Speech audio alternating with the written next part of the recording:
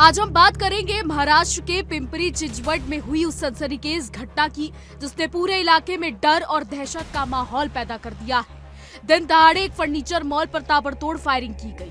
Bike पर सवार दो हमलावर आए, उनके हाथों में पिस्तौलें थी और उन्होंने देखते ही देखते 6 राउंड गोलियां चलाई। गोलियों की आवाज से पूरा इलाका गूंज उठा। लोग अपनी जान बचाने के लिए इधर उधर भागने लगे और कुछ ही सेकंड्स में हमलावर मौके से फरार हो गए। शुरुआती जांच में पुलिस को इस हमले के पीछे लॉरेंस बिश्नोई गैंग का हाथ होने का शक है। बताया जा रहा है कि मॉल के मालिक को पहले से सोशल मीडिया पर धमकियां मिल रही थी और गैंग से जुड़े होने का दावा भी किया गया था। अब ये मामला सिर्फ एक फायरिंग की घटना नहीं रह गया है, बल्कि इस संगठित अपराध, गैंग नेटवर्क और लगातार बढ़ती गैंगस्टर संस्कृति की तरफ इशारा कर रहा है। जानकारी के मुताबिक ये पूरी घटना पिंपरी चिंचवड के एक व्यस्त इलाके में स्थित फर्नीचर मॉल के बाहर हुई। सीसीटीवी फुटेज में साफ दिखाई देता है कि 2 युवक बाइक पर आते हैं। उनके चेहरे ढके हुए थे ताकि पहचान ना हो सके। बाइक जैसे ही मॉल के सामने रुकती है, पीछे बैठा शख्स तुरंत पिस्तौल निकालता है और फायरिंग शुरू कर देता है। कुछ ही सेकंड्स में लगातार 6 गोलियां चलाई जाती हैं। फायरिंग इतनी तेज थी कि मॉल के कांच टूट गए और आसपास अफरा तफरी मच गई। लोग अपनी दुकानों के शटर गिराने लगे, राहगीर इधर उधर भागने लगे और कुछ लोग जमीन पर लेट गए ताकि गोलीबारी से बच सके। हमलावरों ने पूरी वारदात को बेहद योजनाबद्ध तरीके से अंजाम दिया।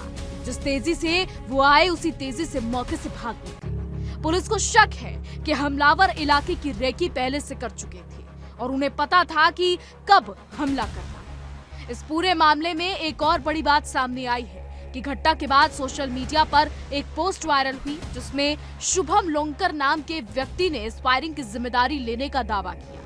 यही नहीं, पोस्ट में चेतावनी भी दी गई है कि ये हमला सिर्फ एक ट्रेलर है और अगली बार सीधे सिर में गोली मारी जाएगी। तो बता दें, घटना की जानकारी मिलते ही पुलिस तुरंत मौके पर पहुंची। इलाके को घेर लिया गया और फॉरेंसिक टीम को बुलाया गया। पुलिस ने सीसीटीवी फुटेज कब्जे में लेकर जांच शुरू कर दी है।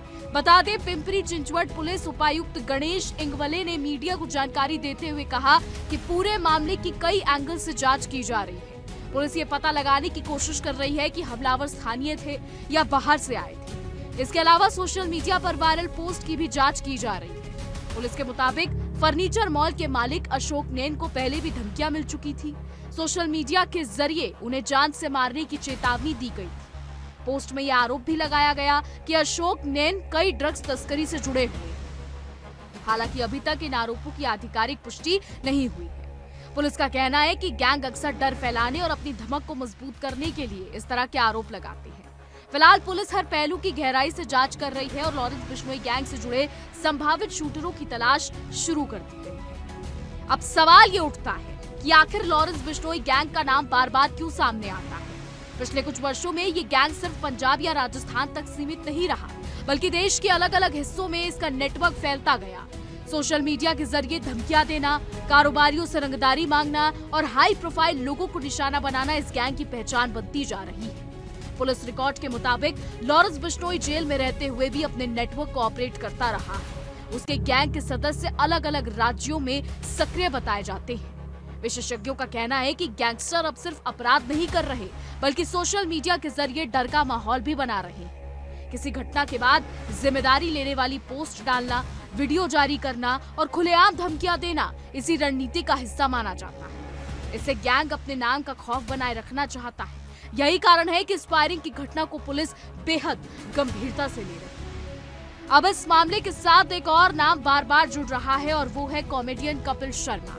जी हाँ, रिपोर्ट्स के अनुसार साल 2025 में कपिल शर्मा के कैफे को लगातार निशाना बनाया गया था। सबसे पहला हमला 10 जुलाई 2025 को हुआ, जब कैप्स कैफे के उद्घाटन के कुछ ही दिनों बाद वहां फायरिंग की गई। हमलावरों ने कैफे की खिड़कियों पर गोलियां बरसाई और इलाके में दहशत फैला दी।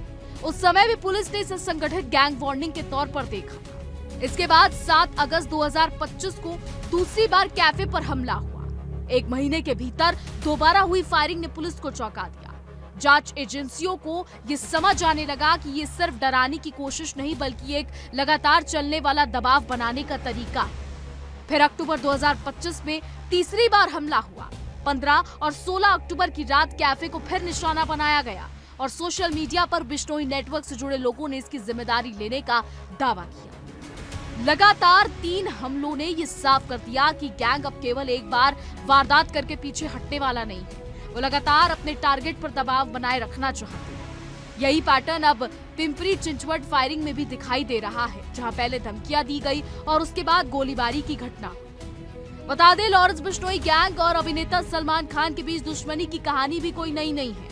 इसकी शुरुआत 1998 के चर्चित काले हिरण शिकार मामले से जुड़ी मानी जाती है। बिश्नोई समुदाय काले हिरण को पवित्र मानता है और इसी वजह से सलमान खान को लेकर समुदाय के कुछ वर्गों में नाराजगी रही है। समय के साथ ये मामला सिर्फ कानूनी विवाद तक सीमित नहीं रहा, बल्कि गैंगस्टर नेटवर्क ने इसे अपनी पहचान और बदले की भावना से जोड़ लिया। बताया जाता है कि लॉरेंस बिश्नोई कई बार खुलेआम सलमान खान को धमकियां दे चुका है। मुंबई में अभिनेता के घर के बाहर सुरक्षा बढ़ाई जा चुकी है। इतना ही नहीं, जो लोग सलमान खान के करीब माने जाते हैं या उनके साथ काम करते हैं, उन्हें भी धमकियां मिलने की घटनाएं सामने अक्सर आती रहती हैं। रिपोर्ट्स के अनुसार कपिल शर्मा के कैफे को निशाना बनाए जाने के पीछे भी यही वजह बताई गई कि कपिल शर्मा ने अपने शो में सलमान खान को आमंत्रित किया। गैंग से जुड़े लोगों ने ये संदेश देने की कोशिश की कि जो कोई भी सलमान खान के साथ खड़ा होगा वो उनके निशाने पर आ सकता है। तो आज के समय में अपराध की दुनिया सिर्फ बंदूक और गोलियों तक सीमित नहीं रह गई है। सोशल मीडिया अपराधियों के लिए एक नया हथियार बन चुका है। पहले गैंगस्टर अंडरवर्ल्ड के जरिए डर पैदा करते थे, लेकिन अब इंस्टाग्राम, फेसबुक और दूसरे प्लेटफॉर्म के जरिए खुलेआम धमकियां दे रहे हैं। इस मामले में भी कथित तौर पर फेसबुक पोस्ट के जरिए जिम्मेदारी लेने का दावा किया गया। ये सिर्फ एक संदेश नहीं, बल्कि मनोवैज्ञानिक दबाव बनाने की कोशिश होती है।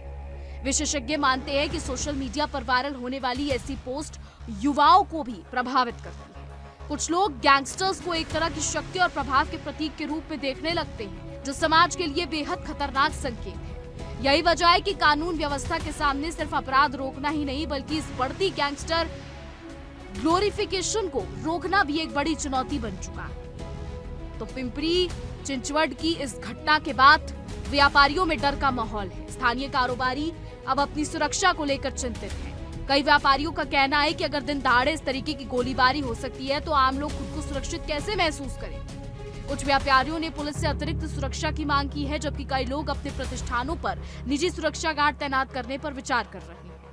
व्यापारिक संगठनों का कहना है कि अगर इस तरह की घटनाओं पर सख्त से सख्त कार्रवाई नहीं हुई तो निवेश और कारोबार दोनों प्रभावित होंगे। लोग डर के कारण देर रात तक दुकानें खोलने से बचेंगे और ग्राहकों की संख्या भी कम हो सकती है। इसलिए इस मामले का जल्द खुलासा होना बेहद जरूरी माना जा रहा है। लेकिन यहाँ पर सबसे बड़ा सवाल यही है कि क्या पुलिस इस गैंग नेटवर्क को रोक पाएगी, क्योंकि पिछले कुछ वर्षों में ये देखा गया है कि गैंगस्टर जेल के अंदर रहते हुए भी अपने नेटवर्क को ऑपरेट करते हैं। अलग अलग राज्यों में फैले उनके सहयोगी धमकी, रंगदारी और फायरिंग जैसी घटनाओं को अंजाम देते हैं। पुलिस के सामने सबसे बड़ी चुनौती ये है कि वो सिर्फ शूटरों को पकड़ने तक सीमित ना रहे, बल्कि पूरे नेटवर्क को दो। और इसके लिए cyber monitoring, social media tracking और राज्यों के बीच बेहतर समन्वय की जरूरत है। पुलिस सूत्रों के मुताबिक इस मामले में कई टीमें बनाई गई हैं, जो सीसीटीवी फुटेज, मोबाइल लोकेशन और सोशल मीडिया अकाउंट्स की जांच कर रही है। उम्मीद की जा रही है कि जल्द ही आरोपियों की पहचान कर उन्हें गिरफ्तार किया जाएगा। तो आपको बता दें, पिंपरी चिंचवड में फर्नीचर मॉल पर हुई फायरिंग सिर्फ एक अपराध की घटना नहीं है, बल्कि ये उस बदलती आपराधिक दुनिया की तस्वीर है जहां गैंगस्टर खुलेआम सोशल मीडिया पर धमकियां देते हैं, कारोबारी निशाने पर आते हैं और हाई प्रोफाइल नामों का इस्तेमाल करके डर का माहौल बनाया जाता है। लॉरेंस बिश्नोई गैंग का नाम लगातार सामने आना ये दिखाता है कि कानून व्यवस्था के लिए ये कितना बड़ा खतरा बन चुका है। अब सबकी नजर पुलिस जांच पर टिकी है। क्या हमलावर जल्द पकड़े जाएंगे? क्या सोशल मीडिया पर जिम्मेदारी लेने वालों की पहचान होगी? इन सभी सवालों के जवाब आने वाले दिनों में जांच के साथ सामने आएंगे।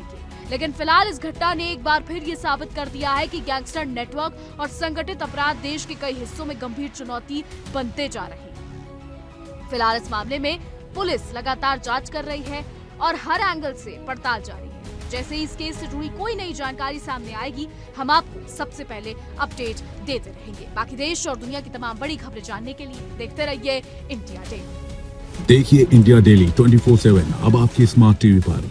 इंडिया डेली मौजूद है सभी डिजिटल प्लेटफॉर्म पर लाइव और लगातार। इंडिया डेली 24/7 हर दिन राष्ट्र को समर्पित।